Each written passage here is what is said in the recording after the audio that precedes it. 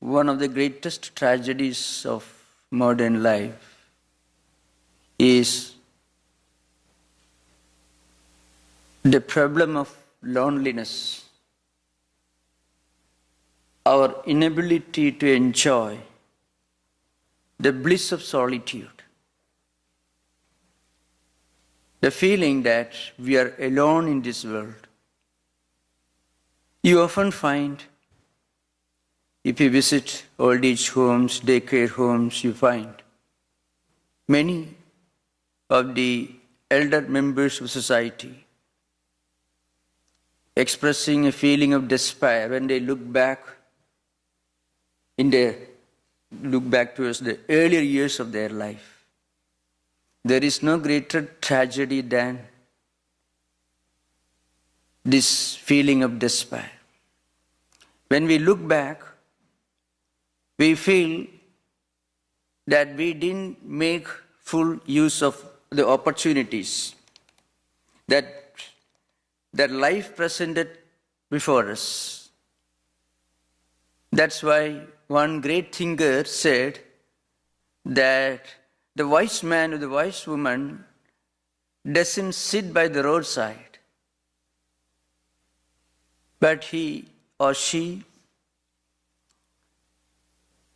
takes a decision early in their life, plan their life.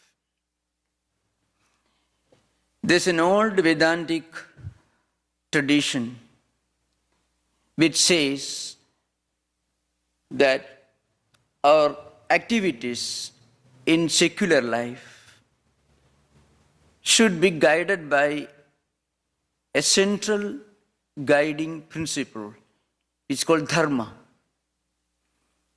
There are 4 fundamental values in life: dharma, artha, kama, and moksha. These are the old Sanskrit terms, which means dharma stands not just for ethical or moral values, but certain fundamental values that preserve the rhythm of life, not only human life, but the life of the planets, life of the universe, which if we violate, will affect the balance of life in this world. For example, if we cut down the trees, it upsets the ecological balance, it affects the climate.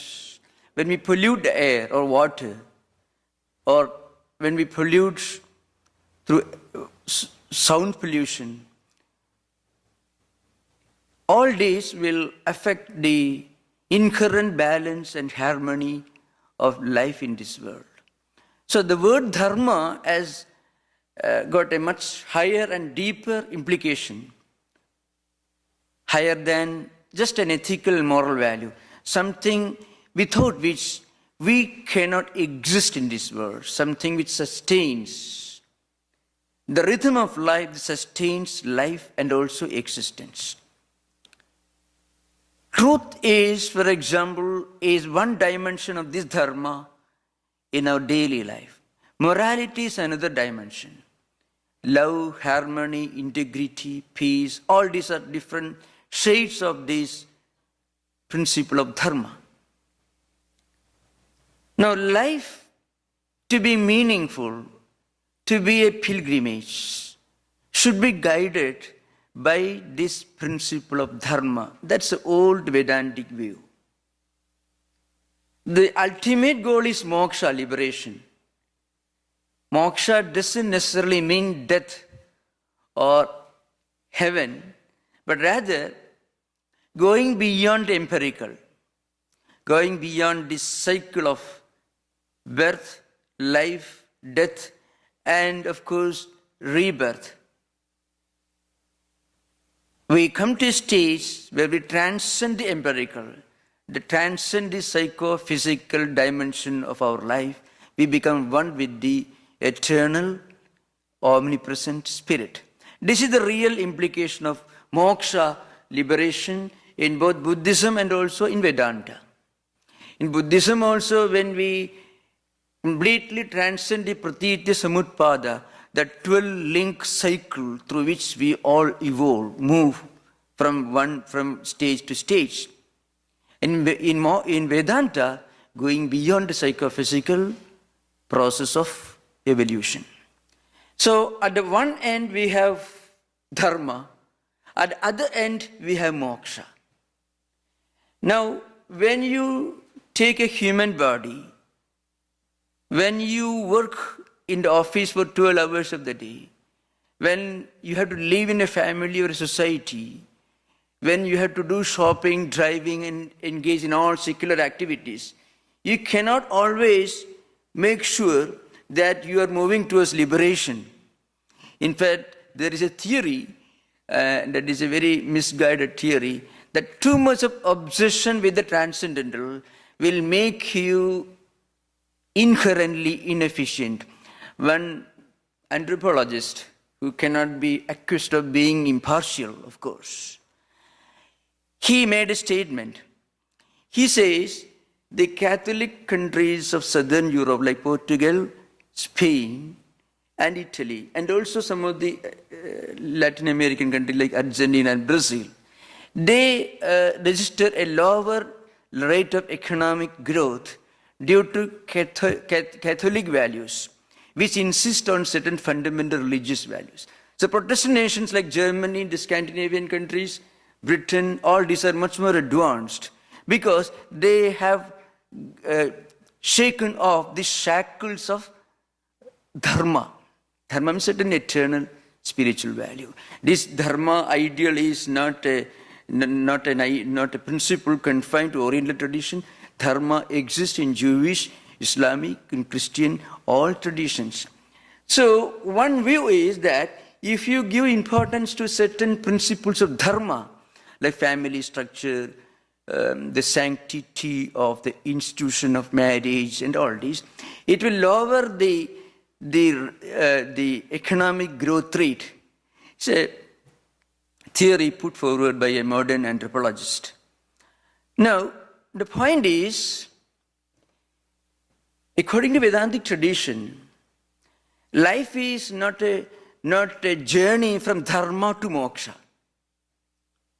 Vedanta philosophy recognizes the need and the importance of going through the process of artha and kama. These are two values which are second and third.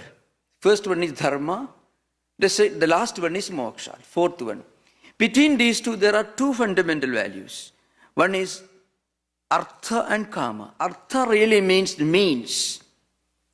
Money, status, social security, all these belong to the dimension of artha, the realm of artha. We need many things to be able to live in this world. So we have to struggle hard, all this. And also people have different desires, different ambitions. It's called kama. Kama means certain ambitions, goals to be achieved, to be attained. Now, the Vedantic tradition insists that our pursuit of means and desires, goals, should not violate the principles of dharma. That is one important point. If we stick to the principles of dharma and pursue the path of utilitarian value, secular values, economic and social values, then we can achieve prosperity and economic fulfillment, happiness in this secular life without upsetting the rhythm, without deviating the path of dharma, and then we come to the last stage, which is called liberation or moksha. Liberation should be understood. Any desire, any concept of a higher spiritual goal, something that goes beyond the empirical, beyond the present day utilitarian needs and achievements. Now, the question is, for many people, life is not an integral journey. For many people, life is a series of disconnected, isolated events. We are not able to see an inner harmony, a unifying threads, unifying different events in our life. So what really happens is, every event is looked upon as an accident, which is totally disconnected and isolated from other events. So we live only in the present. There is a great danger in the philosophy of living at the present. And also there is a great hope. If you look upon the present as the only thing to be cared for, then we may stumble upon utilitarianism, because there is a great danger. Make the best of whatever is available today, right now, not looking beyond. Such a person will not look beyond himself. He will not look beyond his family. He will not look beyond his own selfish interest. So that's one danger of living at the present. This is becoming a very popular maxim in modern times. There is a great risk in following this idea. Of course, this same principle can be interpreted in a different way. That's what I'm coming to now. So, living at the present, living at the moment, means, for many people, not looking beyond the present, not looking beyond today, which means not looking beyond himself or herself, which is cutthroat selfishness. But there is another way of looking at the same maxim, same axiom. Well, if you look upon the present as the only thing, that present is constantly changing. Every moment is isolated from every other moment. In that case, there should be something behind all this. There should be something beyond the relative, the changing, the changeless realities beyond all this. So what is that? So the Vedanta calls it Atman, or consciousness, which is the essence of dharma, which is the essence of moksha. So one can look at the present and live at the present, but without forgetting that behind all this, there is an eternal ideal, spiritual ideal for which we live. Now, coming to pilgrimage, the idea of pilgrimage. What's the real meaning of pilgrimage?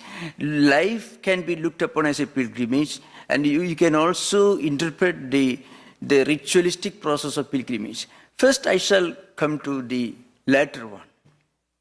What is it that makes a pilgrim center, a pilgrimage meaningful? I can quote one very ancient Sanskrit verse. It is from an ancient, most probably 5th or 6th century BC devotional classic. It's called Narada Bhakti Sutras. You may get a copy here in our bookstore. The sutra, the statement is Tirthi Kurvanti Tirthani. Simple statement. The meaning is this. When you go to Lourdes, or when you go to maybe Mecca, or when you go to the place where Buddha was born, Lumbini, or when you go to Benares, Kashi. Now, when you go to all these places, when you go to some of the Himalayan pilgrim centers, or some of the ancient churches associated with the mystics of medieval times in Europe, now, you feel that there is something in that place which we can intensely feel, but may not be able to fully explain. So this great philosopher Narada, that's the name of the author of this book, he says, constant association of great saints and sages and devotees create a vibration, or a series of spiritual vibration, which makes that place holy, vibrating with spiritual ideas. So when we go there, these ideas will enter our mind and influence. If we are beginners in spiritual life, we'll be highly benefited. Because the place is conducive for spiritual practices, our mind becomes naturally calm and quiet and tranquil. And there is a meditative air about that place. That's that makes a pilgrim center, holy and serene. Now, which means constant association of great saints and sages will make a place holy and sacred. And when we go there, we are spiritually benefited by the atmosphere prevailing in that place, which is conducive to spiritual life. Our mind becomes naturally calm and quiet. This could happen also when you go to some sublime natural phenomena, when you are living in a valley or a mountain or riverside, because the glory of nature points to the glory of its creator. Maybe one classical example in modern times is Emerson himself, whom I discussed in the last class. The say sometimes in his philosophy is interpreted as some kind of spiritual, mystical pantheism in which you equate nature with God. The idea is nature in all its sublimity, beauty and grandeur point to a great creator, a great transcendental power who is responsible for this phenomena. There's an ancient verse in the Brihadaranyaka Upanishad. It's a very famous verse. There's a long dialogue between a great woman philosopher, Gargi, and a great sage philosopher. His name is Yajnavalkya. So, in one context, Yajnavalkya tells Gargi, look here, Gargi, you look at these mountains, valleys, oceans, rivers, the huge trees, the sunrise, the sunset, the galaxies and Milky Ways. Now, don't you think that behind the apparent chaos, there is an inherent harmony behind them? See, a scientist looking at a flower may not see much beauty in it. He may maybe take it out one by one and may practically destroy it. Destruction according to poet. But a poet may read something else in that flower. Now Yajnavalkya here says this earth or the universe should not be looked upon as something from where you can get gold and coal, or you can plant a tree, plenty of fruits and enjoy. Yajnavalkya says, if you look beyond the present, beyond the empirical, you find that these mighty mountains, valleys and rivers point to a great transcendental power without whom they cannot exist. If you look from one angle, you feel all these are isolated, fractured, disconnected things. But he says, behind them, behind this chaos, there is an integrating, harmonizing rhythm, a sequence, a unifying thread. And that he calls Hiranyagarbha. That means the cosmic energy, which is a dimension of Atman. You find this long discussion in the Brihadaranyaka Upanishad. Now the point is, similarly, behind the apparent disconnected events in our life, there is an inner purpose behind. If we can recognize that purpose sufficiently early in life, then life itself can become an eternal pilgrimage. Otherwise, life can also become an adventure, and it can also become a misadventure ending with a total despair.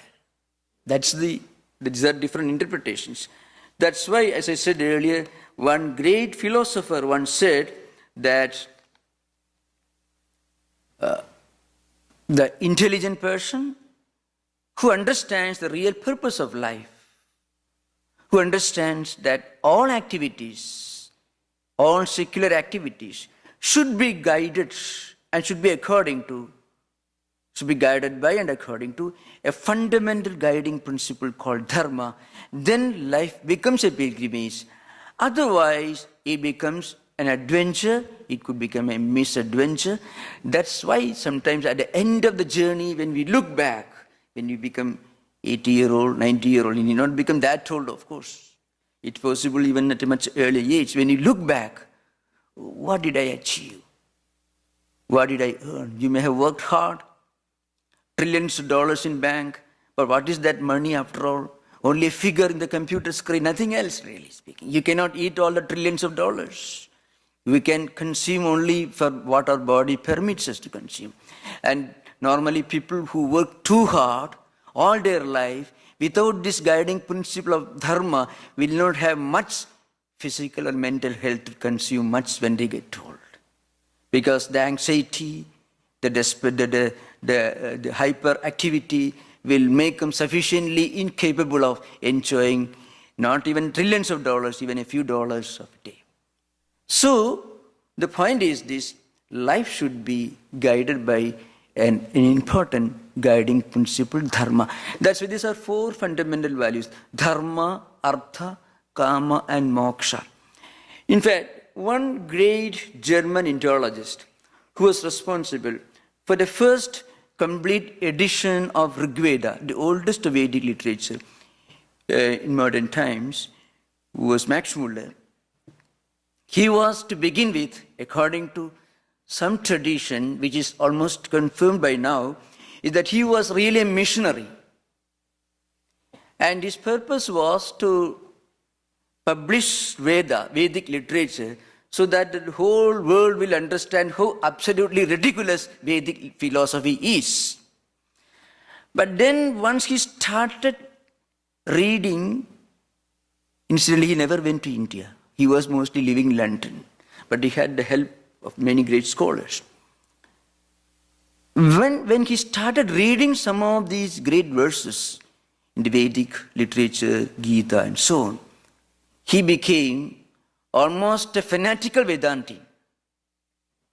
He became such a great admirer of Vedantic tradition, a great convert, in that he forgot his family life, he forgot everything, and practically he lived and breathed every day only for propagating the philosophy of Vedanta.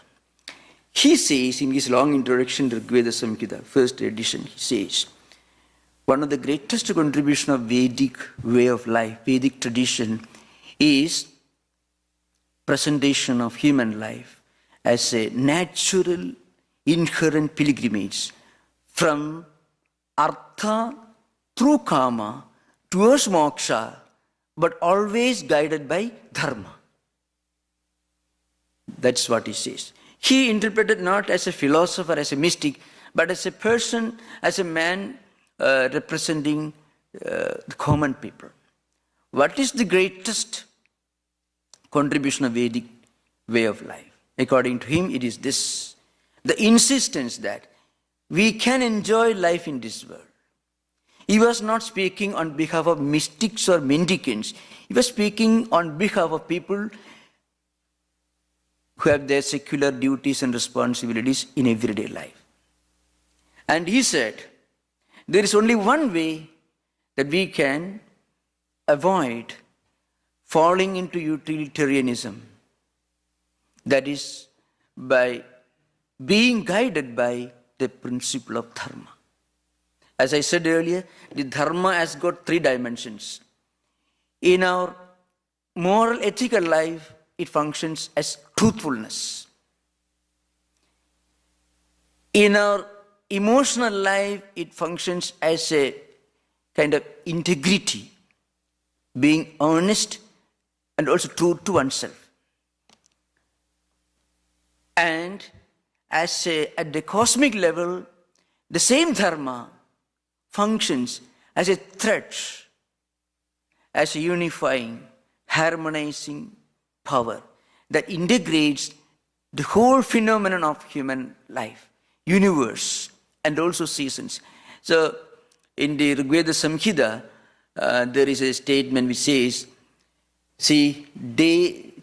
sunrise and sunsets, days and weeks, half months, which is called Paksha in Sanskrit. Masa means month, year, and then different ages, if you look at it from modern scientific point of view. So the world, the universe came into existence millions of years back. Then slowly an appropriate condition, environment evolved on this planet so that human beings, other living beings could live. But again, maybe after millions of years, it may go back into another form, that this will not be lost. So this coming and going back, projection and going back to the causal form, only to re-emerge, manifesting as the gross form. So creation, existence, dissolution, and coming back into existence called reprojection. Now, behind this, there is a sequence. So, at a philosophical level, this dharma functions as a unifying threads of cosmic life. So long as we adjust our activities, our thoughts, and our behavior, everything about our life, making it conducive to the principles of dharma, then we won't have to despair at the end of our life. So in our pursuit of artha and kama should be in accordance with this principle of dharma. Now, there is a famous verse in Shankaracharya's Sanskrit poetry,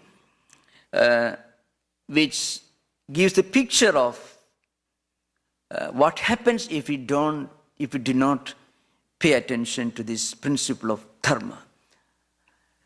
It's called Shiva Baradhakshamapana Stotram. It's a Sanskrit hymn. I shall interpret this condition, the predicament of modern man's life, in the light of this verse. It's so relevant. After that, I shall quote another verse which gives a solution to this problem, to this predicament. The first verse is this: Ayur nasyadi pasyadam pradidinam yadikshayam yauvanam pratyayanti gataha punarna divasaha kalo jagadbhakshaka Lakshmi stoya taranga bhanga chabala vidyutchulam jivitam tasmattum ma sharanagadam sharanadattvam raksha rakshadhana. This is a verse I should translate. Now, there is one important principle that is mentioned here. Kalo jigad bhakshaka. Time is defined. What is time? Time is something that consumes the universe, consumes our life. Jagat means universe, but Jagat also could mean the world as we understand it. And what is the world that we understand it? If you live for 90 years, the world is only 90 years old for us, so far as we are concerned. So every day, age is going back. Daily span of life gets decreasing. Our lifespan decreases every day. Ayur nasyadi, every day, pratidinam.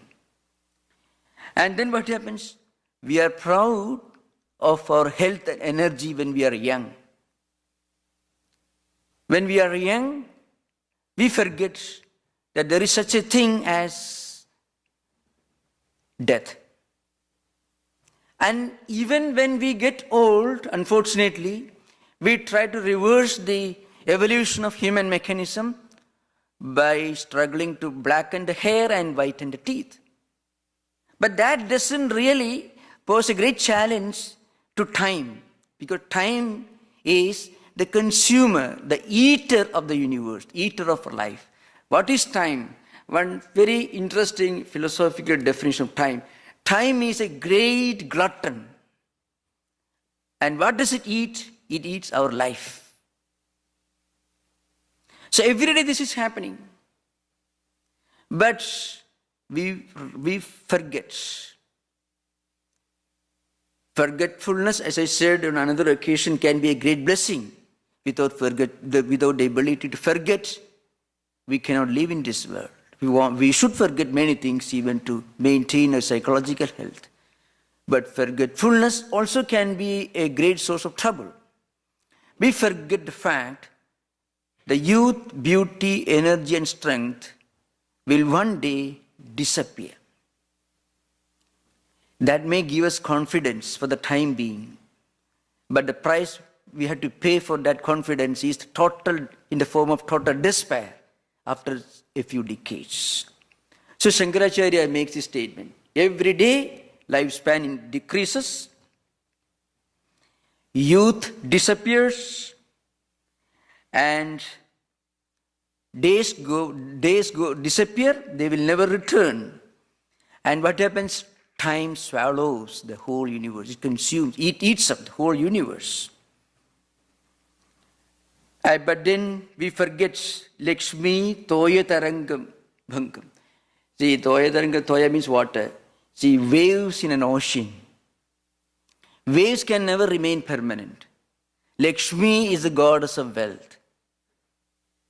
So wealth can never remain steady even for a minute. Minute according to the calculation, the whole lifetime, maybe for a few years. They come and they go.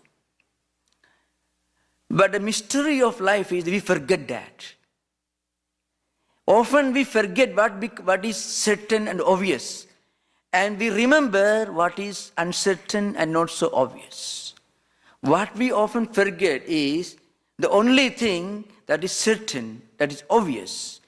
We can never forget we can never be oblivious, we can never really be blind to the reality of death or disappearance of wealth and beauty and youth when we look around, unless the person is a cutthroat utilitarian or a Epicurean. But then we forget for a minute. And then we do not make an attempt to follow the principles of dharma. They follow the principles of only wealth, that is artha and kama, desires, and also the means for fulfilling those desires. And the price we have to pay is total despair. When we look back, when we reach 90 or 95 years old, depending upon the average longevity in different countries, when we look back, there is a long despair,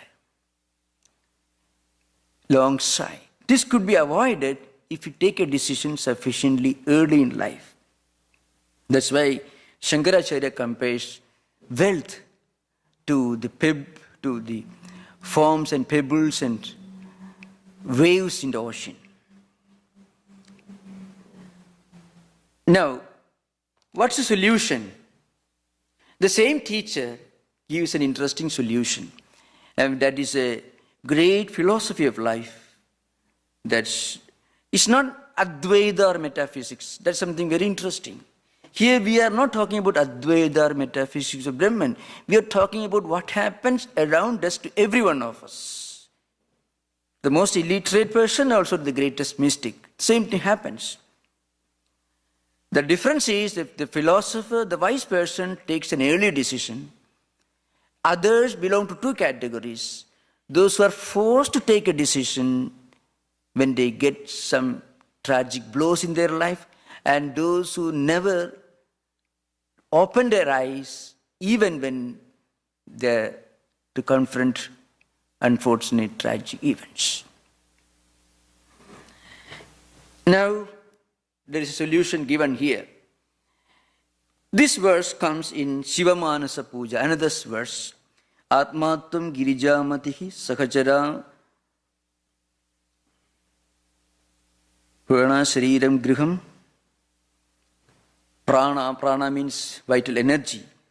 Pujate vishyobuboga rajana nidra samadhi sthitihi sanchara padayuhu pradakshana vidhi stotrani sarvo gira yadit karma karoti sattatad akhilam shambhu tavaratharam. A very high philosophy of life is depicted in the last verse. Yadyat karma karomi taddadaghilam shambho tadaradhanam. Whatever I do, whatever I speak, whatever I think, all these constitute one or other form of worship offered to you. But before that, he makes some statements. You are my Atman. And mother is Girijamati. Mother is my mother. Whatever I do, whatever activities I do in our daily pursuit of life, office work, factory work, whatever we do in secular life, not spiritual practices alone, all these are nothing but a form of worship offered to you. And what about my sleep? My sleep also is a kind of complete absorption in you. I get completely absorbed in you. So if we can look upon whatever we do as a form of worship of the Lord, then our whole life becomes a spiritual pilgrimage. Because if you start a pilgrimage from one point, you may have to travel 2,000 miles. Once you book the ticket, that moment you really start the pilgrimage. You start thinking of going to the place. You boarding the train, boarding the plane, going there, booking the room, going to the hotel. All these activities are related to, integrated into this main goal of our journey, that is making the pilgrimage. So all these activities become sacred. Once you take a decision to make a pilgrimage, for example, to Lourdes, it involves online booking, going to the airport, boarding the plane, and all other activities involved. All these are related to one single activity, making the pilgrimage. Similarly, if we can look upon our own life as a pilgrimage, then whatever we do with our hands, whatever we think with our mind, including everyday mundane activities, which are totally unavoidable, they all become some forms of worship of the Lord. Everything gets spiritualized. There is no such thing as secular, in fact. The line of demarcation between the secular and spiritual is like a line that we draw on the water. It is only an imaginary concept, and it is sometimes very dangerous also.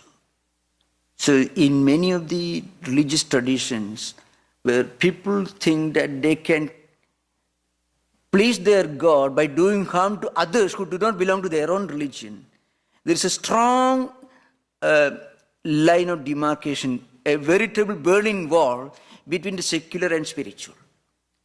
So I can pray in my temple, and then I can do harm to everybody else at other times. 2 hours in the morning I can go to my temple and pray, and then at the other 22 hours I can do as much harm to others as possible. The 2 hours of my spiritual activity is sufficient to bribe God so that I get some kind of understanding with Him. This is the very opposite of the concept of looking upon life as a pilgrimage. So, Shankaracharya writes, Yadyat karma karomi tatadakhilam shambho tavaradhanam. Whatever I do, whatever I think, whatever word I speak, all this is a kind of pilgrimage, a worship of the Lord. And then he gives some graphic descriptions. Sanchara padayohu, pradakshina vidhi.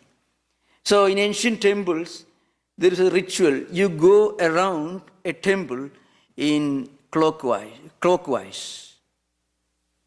It is called pradakshina, circumambulation. Supposed to be a sacred ritual. Going around the temple or around the shrine In many traditions, it's there.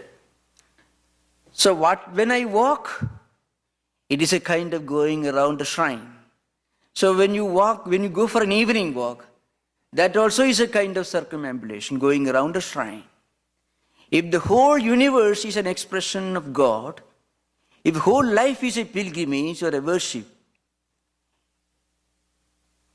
and if the whole phenomenon of existence is an expression of the absolute reality, then our evening walk cannot be evening walk. Evening walk also can be a kind of circumambulation, going around the temple. That is Sanchara Padayoga Pradakshina Vidhi.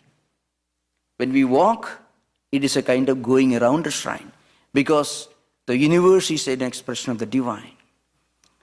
But when we eat food, when we read, when we work in the office, whatever it is, everything becomes an expression of the divine, because the whole universe is an expression of God. Stotrani sarva gira. So gira means words. Whatever we speak, gira means words, speech. Whatever we speak, it becomes hymns in praise of the Lord. So that's one way of spiritualizing our speech. So sometimes we find in some comic plays, mostly written by atheists and agnostics, you find somebody is praying, and then by the time telephone call comes, and he uses all kinds of invectives in his conversation of the phone. Again, the telephone is put back, and again the prayer continues. So this is one modern play, mostly written by an agnostic who didn't have a very high opinion about religion as a whole. Now the idea is, there cannot be any spiritual speech or non-spiritual speech. Every speech, every word becomes spiritual, a kind of sacred hymn, psalms to the Lord. In that case, we cannot speak anything that is bad. At least while chanting, reciting the psalms, we don't curse.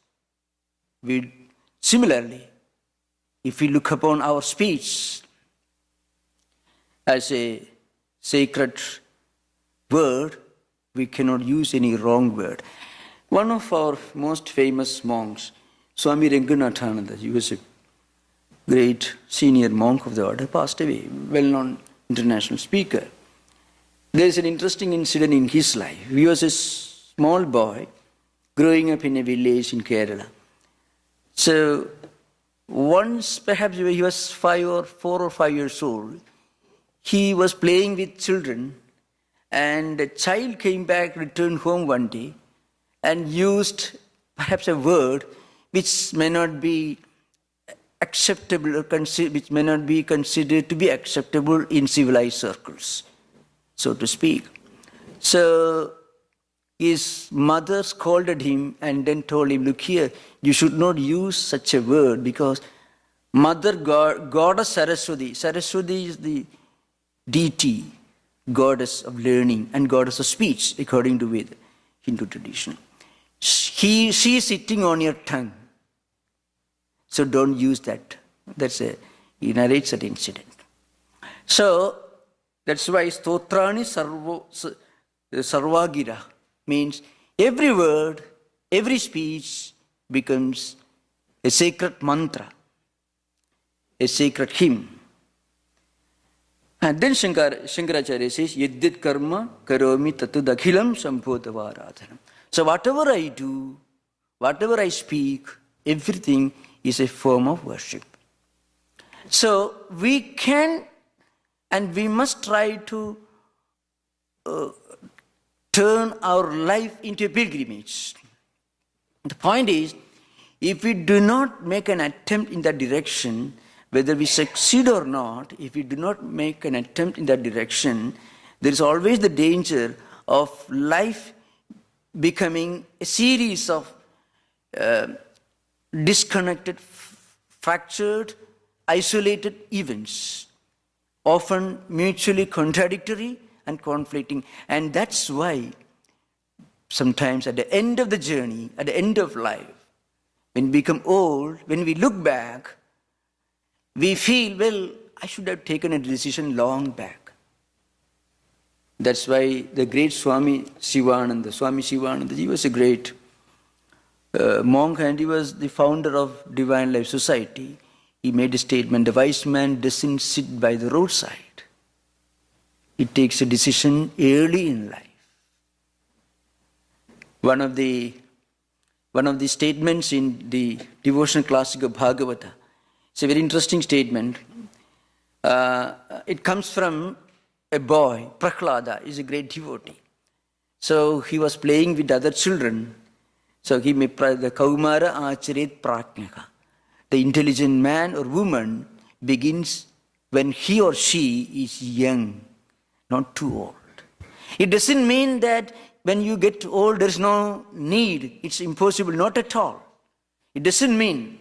The point is, we must try to take a decision sufficiently early in life. But remember, it's never late. It's never late. Spiritual life is the one thing where you can never become overaged. There is no such thing that you cannot apply when you reach beyond the particular. No. Spiritual life we can begin any day, any moment, anywhere. It's only a matter of our changing our perspective towards our own life. That's the idea behind. That's why in one of the famous verses attributed to a great devotee, he was 95 years old, who led a very rather undesirable kind of life. When he reached the temple, suddenly he realized, somebody asked him, oh, what a pity you didn't you didn't care to live your life properly. Admonished him. He listened to a lecture going on, this old Bhagavata Purana, ritualistic reading of sacred texts in ancient times. So listening to that, suddenly it dawned upon him, it occurred to him that he practically wasted his life. And then he just prostrated before the deity and never got up. He died because he was almost 95, 98 years old. But while prostrating, he chanted a song, chanted a hymn. He was a great scholar, he composed a hymn. The hymn is something like this. It comes in the old tradition. He refers to a number of great devotees. So he says, he refers to Dhruva, an ancient devotee who realized God within 6 months. In the Bhagavata Purana, you find that between the 4th skandha from 8 to 12th chapter, you find. So he realized God in 6 months.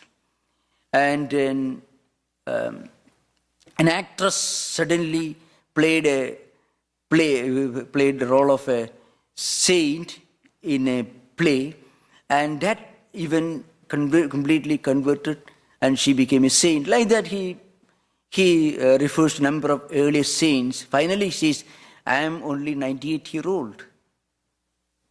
So if they could transform their life in one split second, I too can do that. And he never got up. It's an interesting historical event which I don't have time to narrate now.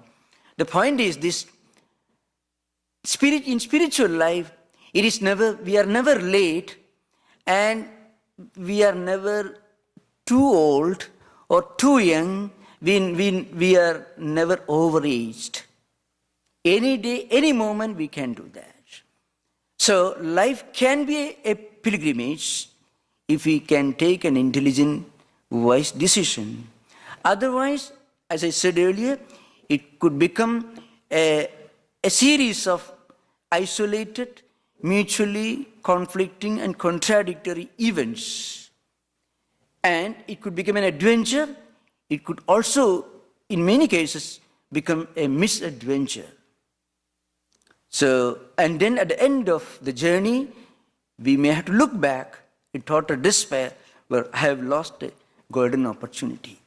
So, one way to avoid this disaster is to take a decision early in life. So life can be a pilgrimage, a sacred journey, a journey towards our own true nature.